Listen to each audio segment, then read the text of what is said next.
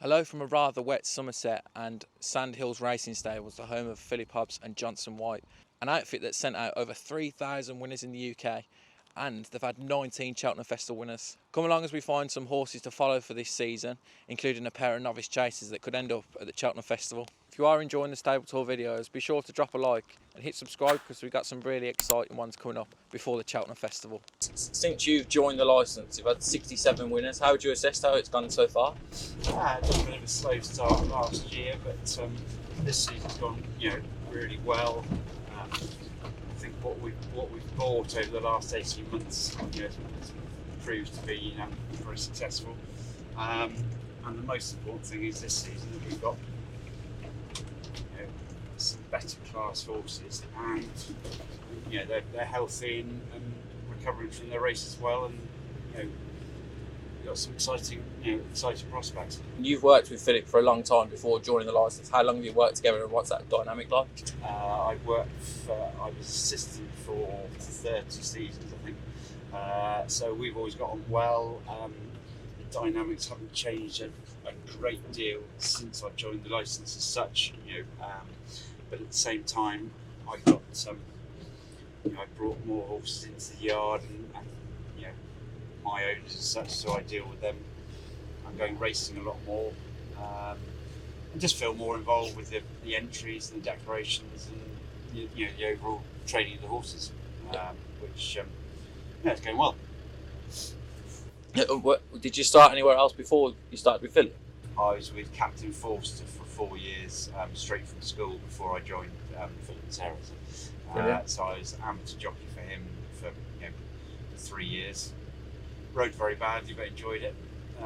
Lucky enough to get on some nice horses. I managed to steer Dublin Fly around weekends a month, so that was quite a thrill. And I rode, I think it was about 70 point winners and 20 winners under rules, so didn't do too bad. And from doing these videos, I've realised that a lot of trainers still ride out. Do you? No, I don't. I very rarely ride out. Philip rides out one lot on Christmas Day with his family, and I just get a lot more done on my feet and see a lot more, than being sitting on a horse. I miss riding the horses, but I just get a lot more done by not riding out. And this yard's been around for a long time. Have you always been in this place for a base? Yes, Philip started training here in 1985. He started here with 9 horses back in the day, and it was phenomenally successful, and it's grown from there. And my parents, I was brought up only half an hour away from here, so I used to ride out here during my school holidays, get run away with and shouted at every day. And then when I left school, I went straight to Captain Forster's and was there, had 4 very happy years with him, the last of which was up in Ludlow where Henry Daly trains now, when he moved up there. So it's great to see a new yard being set up, and what you need to do to set up a new yard, essentially. Not like obviously we've done that here, but it was just another helpful part of the education. What do you think brought the West Country to life as a national training base? I think we've got a huge advantage, as in ourselves, Paul Nichols, Jeremy Scott, David Pike. We've got our own facilities, so we're not relying on gallop timings and that sort of thing. We can come and go as we please, which I think suits us all very well.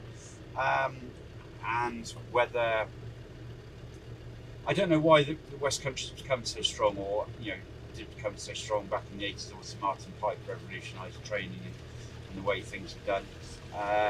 But at the same time, there's no particular reason why we should be a particularly strong area compared with others. A lot of yours seem to improve for fences. Yes, and again, that becomes strength and maturity in all the other bits of golf, rather than them necessarily being chasers as such. A lot of our owners would buy horses with a view to being chasers longer term, but equally we try and win as many hurdles races as we can before they go that route. The jockeys down here, you have Mihal, Ben, and Sean, who learned rides a bit for you as well. Absolutely. And Callum Pritchard's been riding through for us. You know, he was based with us, and now he's with Ben Pauling. So he comes in every now and again. James Turner rode a nice winner for us the other day. Thomasine at Iceton rode a winner at Ludlow a couple of weeks ago. So we're very well off and in a strong position jockey-wise. A good judge of a young jockey, I think. Well, we've had a lot of success with them over the years.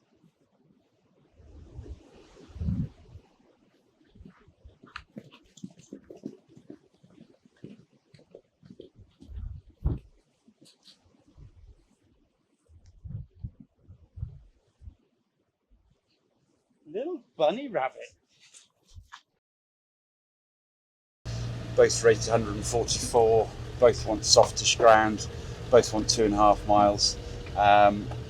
And so I'm obviously very keen to keep them apart. There's a handicap chase and a novice handicap chase at Cheltenham on the 25th, so I think they'll both be entered in both races, and see nearer the time how we keep them apart. Because Imperial Saint's been phenomenally successful around Aintree this year for no apparent reason. It's just the way the races have fallen. So that'll be the sort of longer term spring aim for him, and owned by Dickie Johnson's Racing Syndicate, which are a very enthusiastic bunch, and they're having a great time. He has qualified for all the festival handicaps already, but you said he might go to Cheltenham. He's had one bad run at Newbury. Did anything come to light? Yeah, all along we've known that he wanted further than 2 miles, and Dickie was keen to give him a run over 2 miles first time out, just because he's a bit fresh, a bit keen, and he won that. We rolled the dice and kept him to the next time out. But as I say, all along we were well aware that 2 miles was going to be too sharp for him. We ran him over 2 miles at Newbury, and he blatantly wanted further. Stepped him back up to 2.5 at Aintree and back on winning track. So it was trainer error that he got beaten at Newbury, but I had warned them that it might happen due to the trip. I suppose his run on trials day will determine where he goes for the spring, but you said about Aintree being an option. The manifesto chase at Aintree is very high on the list at the moment. I say there's no particular reason for him needing Aintree, flat left-handed. It's just the way the races have panned out, and he has only won on flat tracks, but I don't think he needs them. But we'll find out a bit at Cheltenham, whether that is an issue or not. But I can't see why it would be.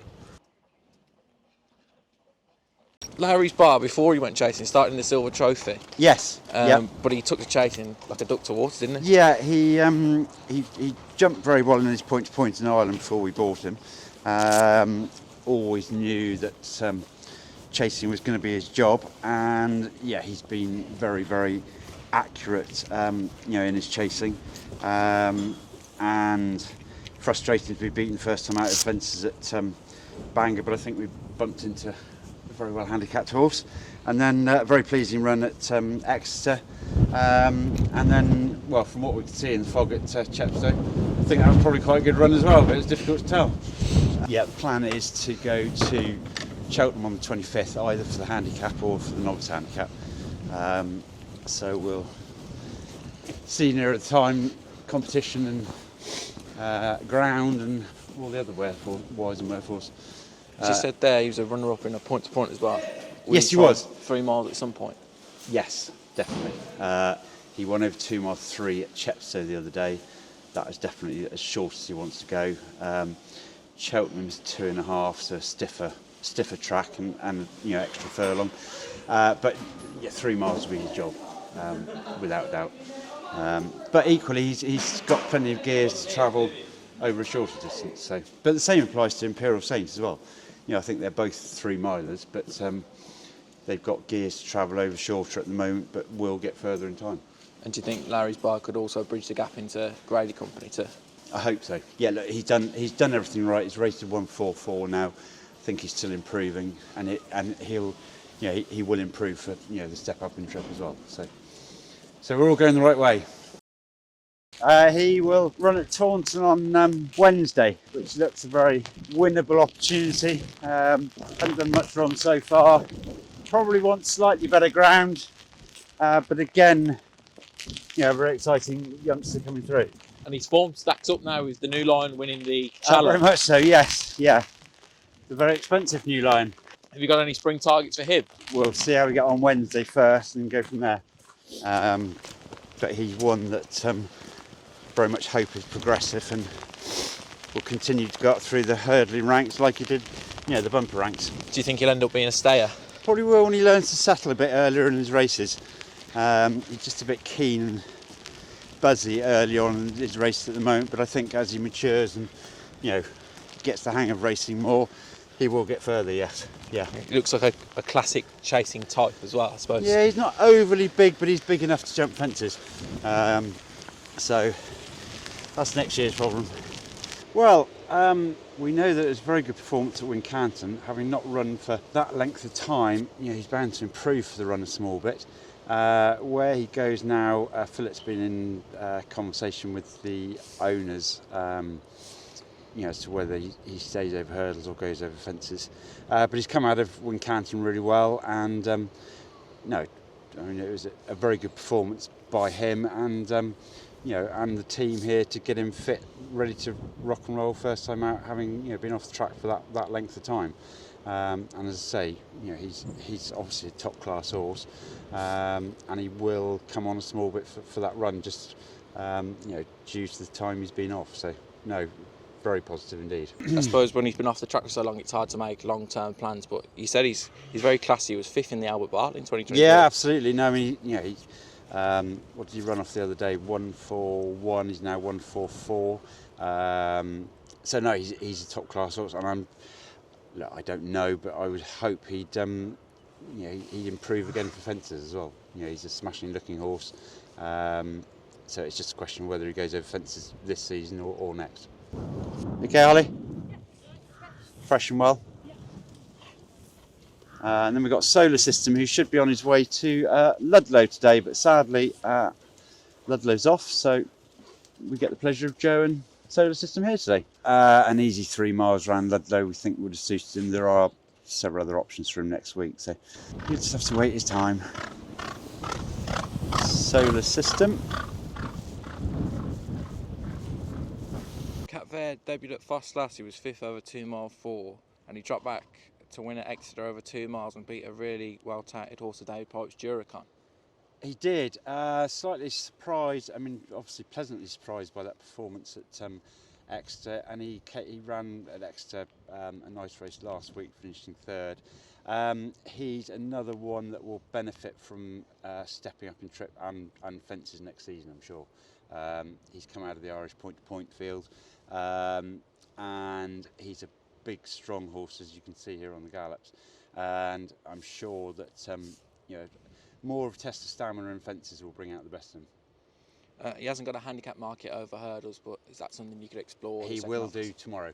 Yeah, so because having won and been placed, he'll have a mark tomorrow. So is that something you could explore this half of the season now?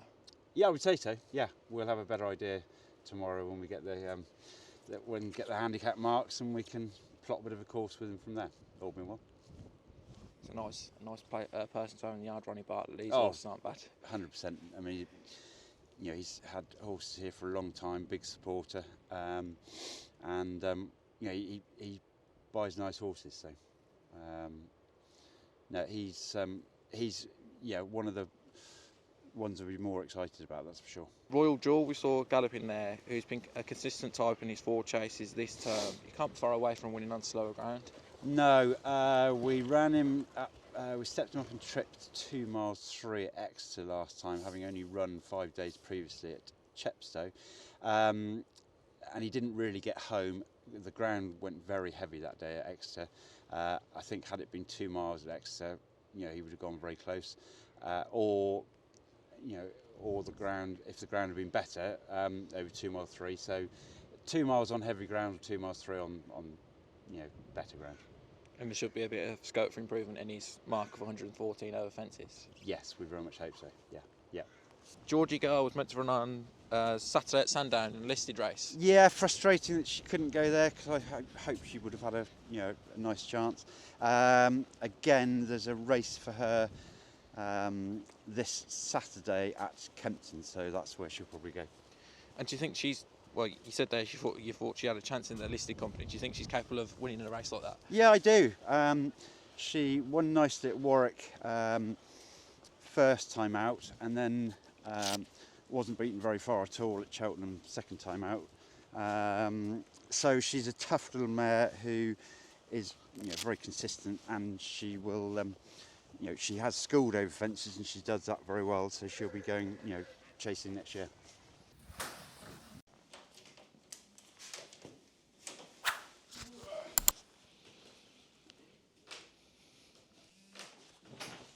So this is my Johnny, who Dickie and I bought at Doncaster back in May. He actually fell at the last in his only point-to-point. Looked like he was going to win at the time. Ran nicely at Ludlow first time out, finished fourth. Form of that race worked out really well. Very unlucky to fall at Bangor second time out. He didn't even fall. He was 7 or 8 lengths clear at the last. Jumped the hurdle nicely and stumbled, and that was that. Form of that race worked out really well. And come and say hello. And then he got it all together and won nicely at Tote last time out. He will either go to Windsor or Haydock in 3 weeks' time, and he'll also, subject to talking to Dickie in a minute, have an entry in the Betfair hurdle at Newbury in February. So he's doing everything right, and he's another one that I'm sure will benefit from fences and going further as well.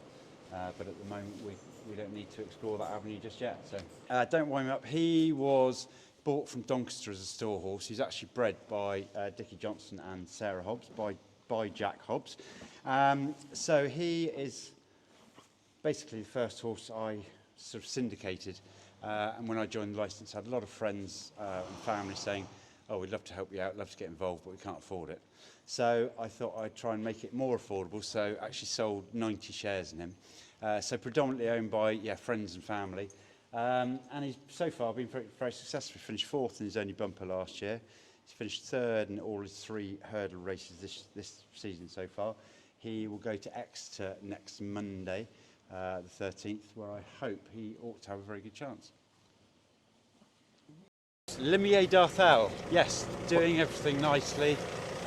Very nice to have a youngster for Mr. McManus, and hopefully we'll be running in the next few weeks. That is the plan. So he's run once in France, been with us for a bit now, and schooled very well over hurdles. Looking forward to getting him going.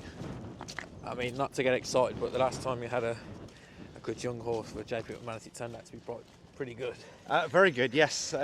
Top class, and we very much hope this is, we'll follow the same path, but we're very early days, and doing everything nicely at home. As I say, schooling well. Looking forward to running in the next 2 or 3 weeks. Another one I think we've seen already this morning, Not Alike, who won at Hexham in December. Yes, he won very nicely up there. Really pleased with him. He's just been a little bit stiff since that run, so he hasn't done a whole lot of work. But we hope to be running again in the next 2 to 3 weeks, all being well. And you wouldn't have that many runs up there, you said. What was the idea behind that? More than partly. Tim Sider and Martin St Quinton, who own him in partnership between themselves, have only got 3 or 4 courses left that they haven't had winners at. Hexham was one that was on the list, so we've ticked that one off them anyway. So of all the different reasons why you might run horses at different courses or what have you, that was the reason for that one. We had hoped to get him going over fences at Aintree on Boxing Day. Sadly, his scope wasn't 100% clean, so we didn't run him. We're back on track now. Might run him on the 24th. Some of his hurdles form's pretty good. Yeah, he's got a big engine. It's just a question of channeling his enthusiasm, shall we say. But Emma rides him every day, does a fantastic job. Yeah, he just wasn't 100% healthy on Boxing Day, so we didn't run him. So we're back on the road to recovery, I hope. But yeah, he's undoubtedly a very good horse. And will he still go over fences this season, or is it too late now to... Ticking on a bit, but yes, he will. He's schooled very well. He'll school again next week, and so yeah, no, he will, because it's not going to be easy for him to win over hurdles off his handicap mark. So give fences a go. I would have identified him as one that's potentially graded class, but now we haven't seen him over fences yet. You'd have to be pitching him in pretty soon. Do you think he's capable of that? I think he's capable, yes, but just needs all his stars to align, which they're beginning to.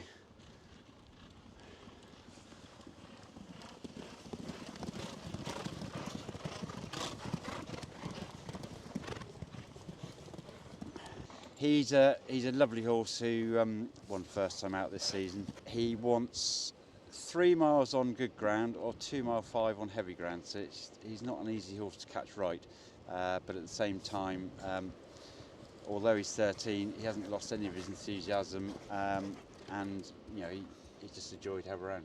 And he's brilliant over the national fences, isn't he? Yeah, he's been around there 4 or 5 times now, and always jumped very well, so no, he's doing well, so keep going for the minute. If you hang on here, Holly, thank you all.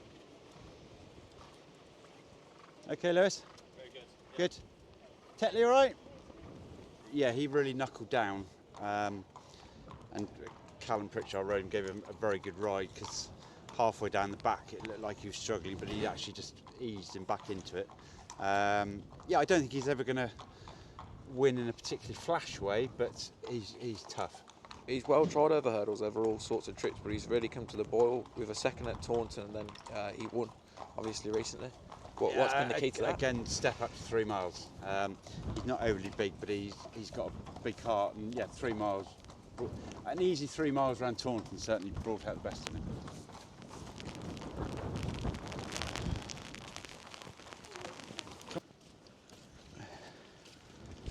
Sober Glory's in this lot, isn't it? Yes, he is, yes. Yeah. He's an Irish point-to-point winner who's won 2 bumpers for you so far. Is he the best bumpy horse in the yard? Yes, he would be. He will go to Newbury on February the 8th for a listed bumper there. And then, well, all been well, Cheltenham after that, but need to get Newbury out of the way first. What sort of horse do you think he'll make up to be in the future? Well, he hasn't done anything wrong so far, and he'll only strengthen and grow, so yeah, he's one of our more exciting young horses coming through. Another one that I thought was of interest was Wonderful Eagle, who's a German-bred multiple turf winner. One of the toughest horses we've got in training. He's won for us on the flat and over hurdles. He's having a little bit of a sort of mid-season break now, because we don't think he wants really heavy ground, and he'll come back and run in, you know, handicap hurdles back in the spring, 2.5, you know, 3 miles. And he's not the biggest, but he will jump a fence as well. So we've got that avenue to explore as well, as and when, you know, we think we need to. But he's been a real good fun horse for the owners, and no reason to suggest he won't continue being good fun. And then we've got Tom Donophon, who will run at Taunton on Wednesday. He gets in there without being reassessed in the handicap or without a penalty, because it was a conditional jockeys race that he won. So he ought to have a very good chance on Wednesday. He's a horse I like a lot, and again he'll make a nice chaser as well, having been bought from the Irish point field. So he's, I hope, progressive. Followed by LIVIN on LUCO, who, as we said, should have run at Chepstow yesterday. Cheltenham, he was just always slightly out of his comfort zone, just going that half a gear too quick for him. Jumped particularly well, and as we were saying a little bit earlier, he's had 5 meetings where he should have run, and they've been abandoned for water, snow, frost. When you see LIVIN on LUCO entered, there's every chance that the meeting will be off. But he's a lovely horse, and you know, he's well capable of winning several races. MADAKET also worked this morning, 3rd at Newbury in November, before pulling up at Chepstow in the fog. Yeah, a weird race. I stood with the owner. He came around the stable bend, bowling long up towards the front, really happy. And then because it was so foggy, he just never reappeared again. We obviously had no idea what had happened. Anyway, Mihal came back and he just stopped very quickly that day for whatever reason. We've had lots of tests done. Nothing particularly has come to light. So again, he'll run again in the next 2 or 3 weeks. But he wants to test the stamina on softer ground, and he is capable of winning one of those, handicap hurdles before he goes over fences. The reason that I've targeted yourself and Philip for coming here is because you're 8th all time in Cheltenham Festival with 19. How soon do you think you'll get number 20? Hopefully this March. We've got some. I'll have a better idea in 2 or 3 weeks' time whether we've got realistic chances at this year's festival.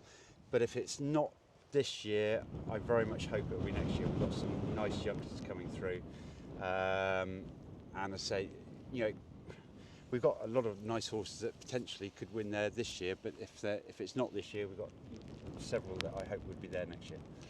Does the Cheltenham Festival still have the appeal to you two as a trainer, or would you go anywhere where there's good money and Grade 1 stature for a race?